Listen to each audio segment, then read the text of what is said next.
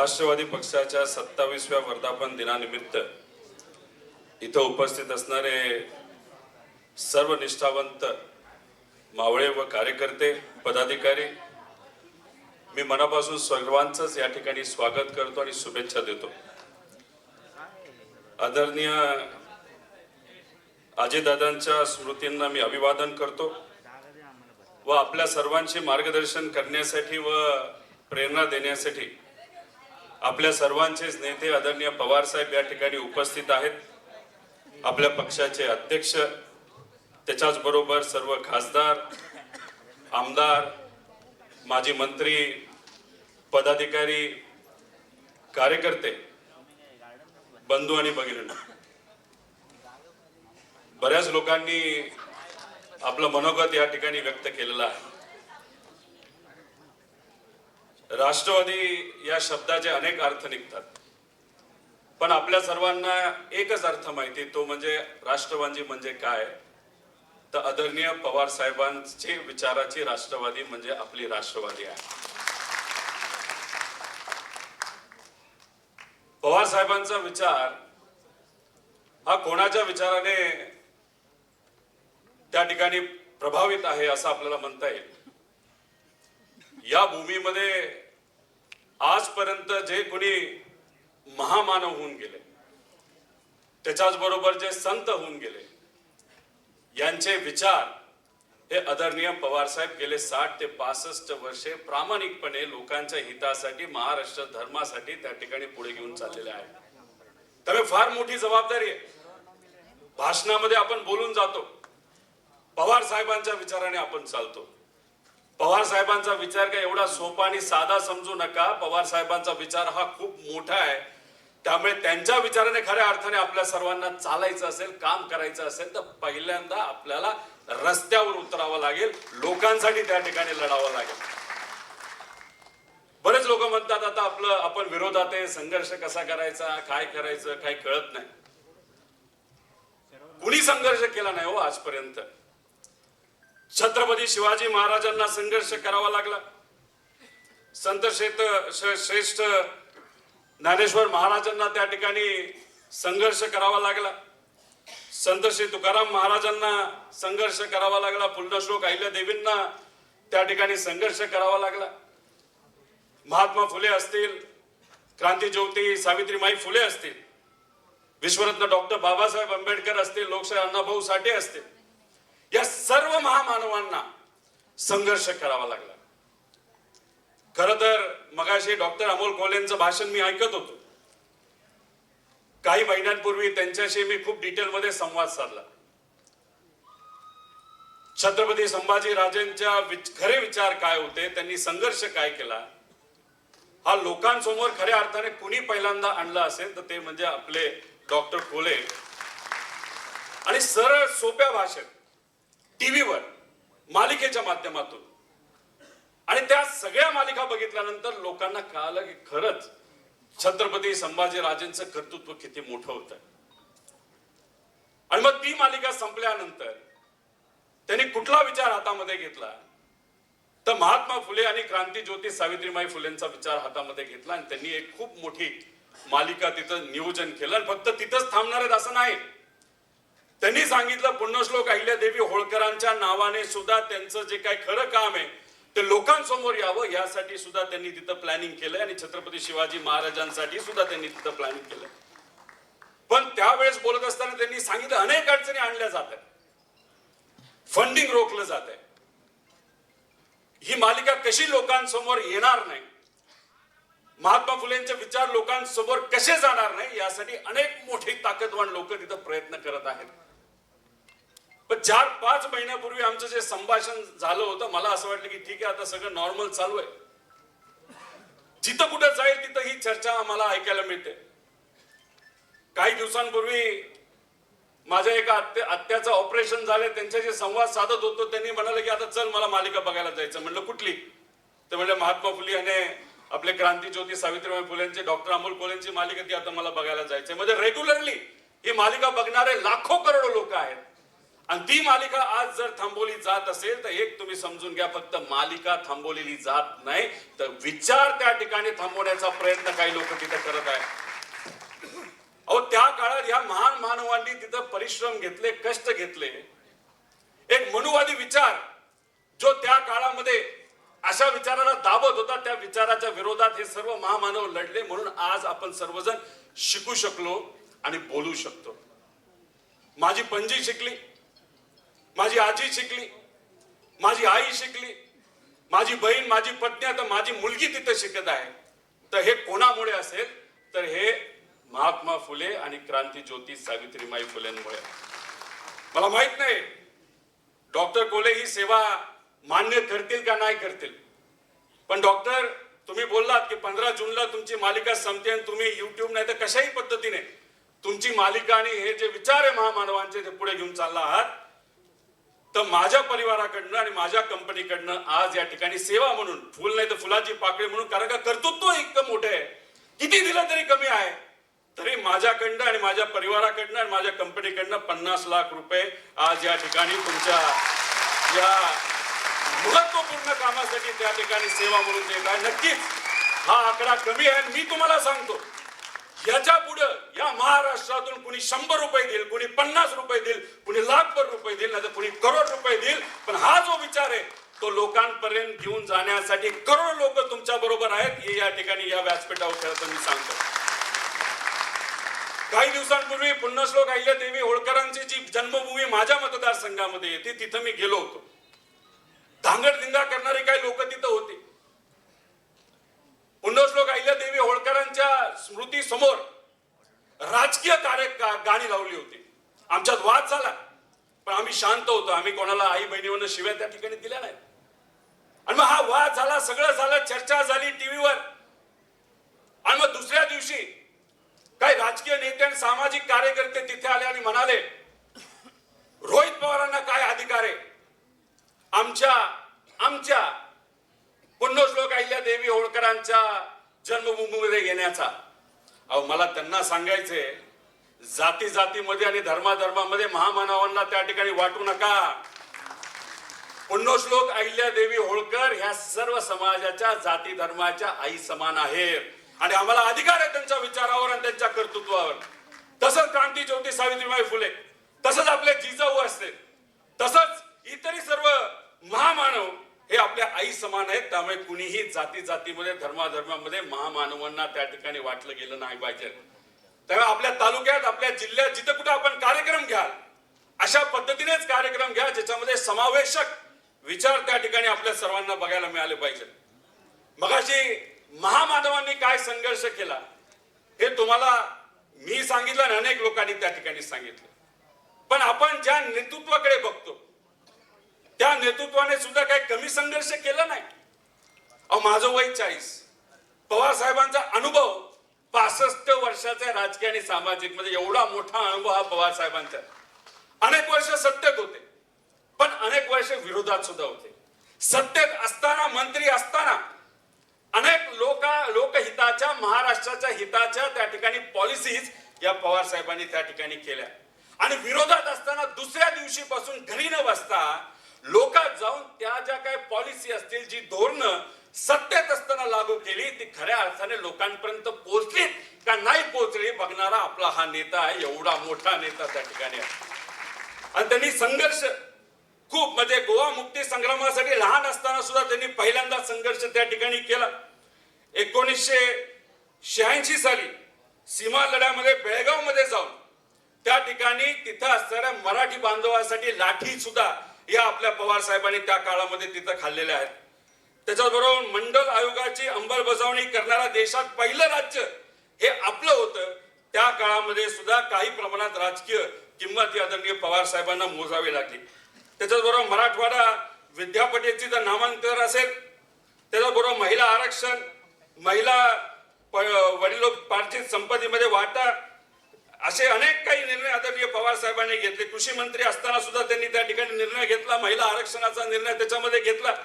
आणि या सगळ्या निर्णयामध्ये एक तर ते महाराष्ट्राबद्दल विचार करत होते आणि त्यांनी त्यांच्या पिढीचा फक्त विचार केला नाही तर त्यांच्या पुढच्या पिढीचा केला. करीबन 10 15 पिढी पुढचा विचार केला, राजकीय किंमत त्यांना मोजावी लागली. पण आदरणीय पवार साहेबांनी राजकारणाचा कधी विचार केला नाही, फक्त फक्त लोकांचा, महाराष्ट्र धर्माचा, महाराष्ट्राचा आणि सामान्य लोकांचा विचार त्या ठिकाणी केला.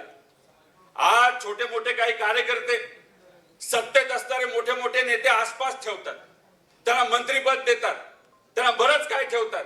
हे बहुजन समाजाचे जे कार्यकर्ते आसपास फक्त आदेशावर काम करतात, आदेश पण त्यांच्या मालकाकडनं आला तो आदेश, ते आदरणीय पवार साहेबांवर खरं तर त्यांची बोलण्याची लायकी नसताना सुद्धा त्या ठिकाणी ते बोलतात. आणि मग मोठा भाजपचा एखादा नेता काय म्हणतो, मी कुठं काय बोललो. आणि पण तुम्ही मोठे नेते आहात, तुमच्या आसपास असणारे हे चार टाळकी जर पवार साहेबांसारख्या मोठ्या नेत्यावर बोलत असतील आणि तुम्ही त्यांना चुप बस असं सुद्धा बोलत नसताल, तर एक गोष्ट मात्र लोकांना कळलेली आहे, बोलता धनी या छोट्या मोठ्या कार्यकर्त्याचं कोण असेल तर या भाजपचा सगळ्यात मोठा नेता जो आहे या महाराष्ट्राचा, खऱ्या अर्थाने ते बोलता धनी आहेत. त्यामुळे अशी लोक आसपास ठेवलेली आहेत. तर मला आपल्या सर्वांना सांगायचंय, आपण किती लहान मोठं पदाधिकारी काय बघायचं नाही.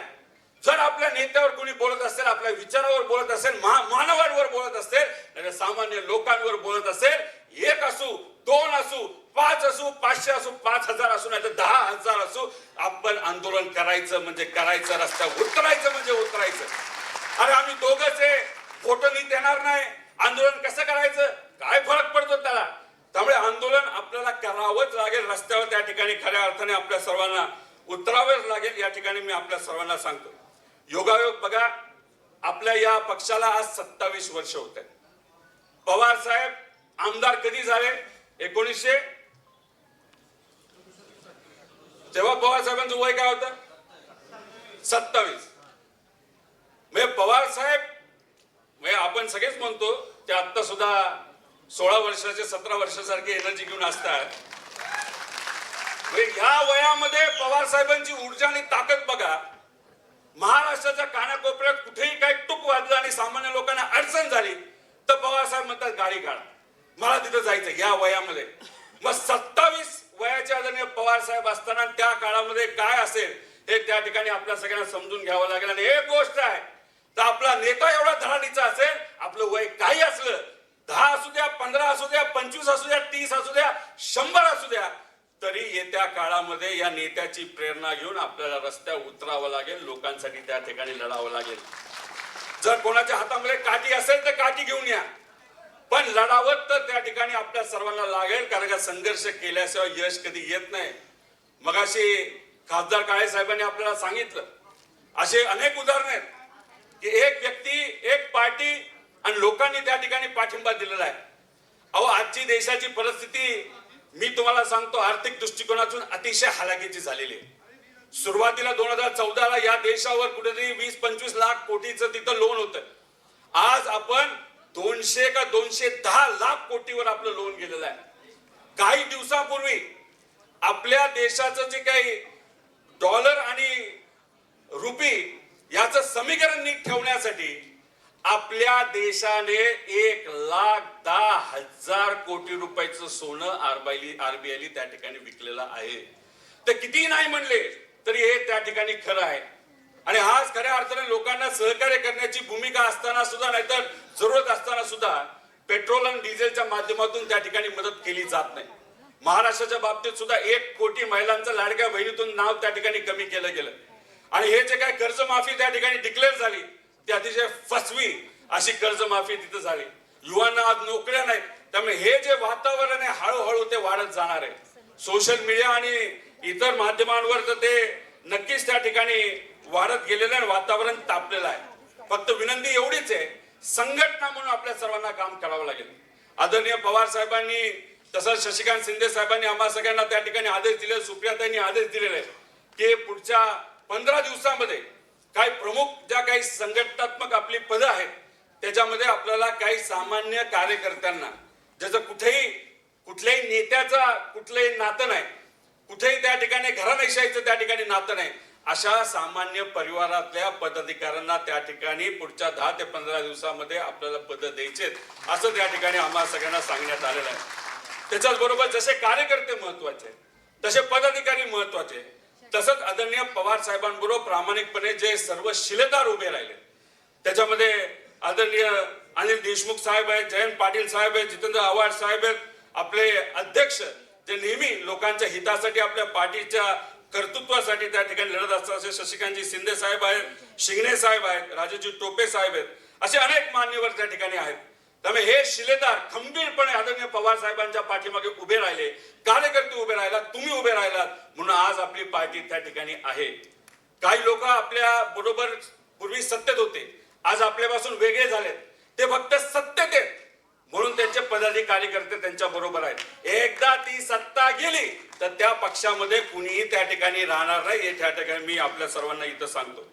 पण ह्या निष्ठावंत जे शिलेदार आहेत त्यांना सुद्धा मोठ्या प्रमाणात किंमत ही मोजावी लागली. अनिल देशमुख साहेबांना जेलमध्ये जावं लागलं. बऱ्याच लोकांना वाटत होतं की देशमुख साहेब जेलमध्ये जातील, बाहेर आल्यानंतर म्हणतील भाजप जिंदाबाद. अजिबात नाही. अतिशय निष्ठावंत विचाराला पक्का असताना हा नेता आदरणीय पवार साहेबांबरोबर त्या ठिकाणी राहिला. मगाशी खडसे ताईंनी सांगितलं त्यांच्या परिवारावर, त्यांच्या पतीवर खूप मोठं प्रेशर हे आणलं गेलं होतं.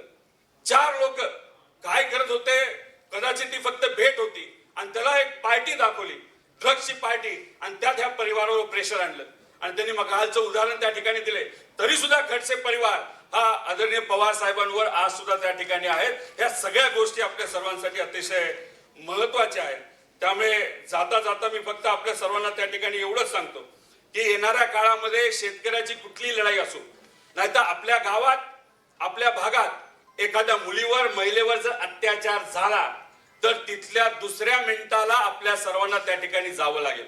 आपल्या एखाद्या कार्यकर्त्यावर, एखाद्या पदाधिकाऱ्यांवर जर तिथं कारवाई झाली नाही तर पोलीस जर तिथं मदत नसेल करेल, सहकार्य करत नसेल तर तिथं सुद्धा आपल्याला मोठ्या संख्येने जावं लागेल आणि त्या कार्यकर्त्याच्या पाठीमागे उभं राहावं लागेल. त्यामुळे अनेक असे कार्यकर्ते त्यांच्याबरोबर आपण या अडचणीच्या काळामध्ये त्या ठिकाणी उभं राहिलो आणि याच्या पुढे सुद्धा जर कोणाला काय वाटलं तर फक्त आपल्या अध्यक्षांना तुम्ही तिथं फोन करा, नेत्यांना फोन करा, नाही तर आम्ही तर आहोतच. जिथं बोलवाल तिथं त्या ठिकाणी आम्ही यायला तयार आहे. त्याच्याच बरोबर कुठल्याही पार्टीचा एखादा आदेश आला, एखादं आंदोलन आलं, आता 2 दिवसानंतर आदरणीय, आता ठीक आहे पवार साहेब माझ्यावर कदाचित नाराज असतील, सुप्रियाताई नाराज आहे, परिवाराचा एक मी भाग आहे, की अन्नत्याग आंदोलन तू करतोय कशाला? पवार साहेब नक्कीच तुम्ही मला आधी पण सांगितलेलं आहे, आता परत एकदा कधीतरी सांगाल, उद्या, आज, उद्या, पण मला एवढंच सांगायचंय तुमच्या विचाराने काम करणारे आम्ही कार्यकर्ते आहोत. या वयामध्ये सुद्धा जर महाराष्ट्रासाठी तुम्ही संघर्ष करत आहात तर या कार्यकर्त्याला त्या ठिकाणी तुम्ही परवानगी द्या. परवा काही झालं तरी तिथं आपण अन्नत्याग आंदोलन करणार, म्हणजे करणार, आमच्या शेतकऱ्यासाठी त्या करणार. कारण खऱ्या अर्थाने पवार साहेबांचा विचार घेऊन आम्ही पुढे जाणार आहोत. शशिकांत शिंदे साहेब असतील, सर्व नेते असतील, आपण सुद्धा, आपण आपापल्या जिल्ह्यामध्ये सुद्धा जिल्हा अधिकाऱ्यांना त्या ठिकाणी पत्र द्या.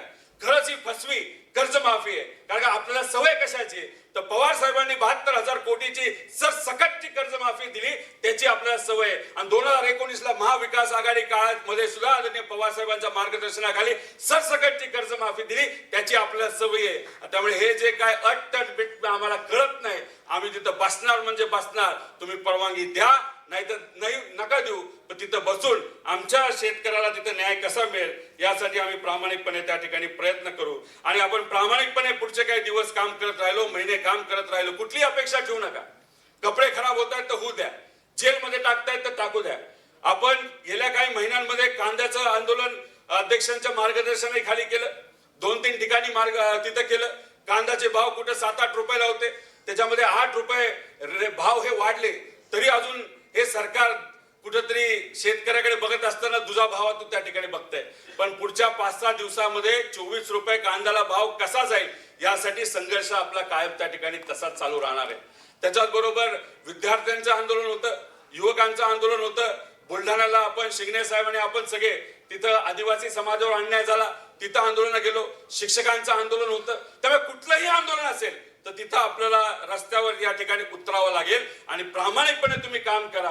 एक गोष्ट मात्र त्या ठिकाणी आपल्या सर्वांना सांगतो, 2029ला आपल्या पक्षाला गृहीत घेतल्याशिवाय या राज्यात कधीही त्या ठिकाणी सत्ता येणार नाही, हे मात्र या ठिकाणी आपल्या सर्वांना सांगतो. आणि ती सत्ता सुद्धा आपल्या विचाराचीच त्या ठिकाणी सरकार सत्ता आल्याशिवाय राहणार नाही.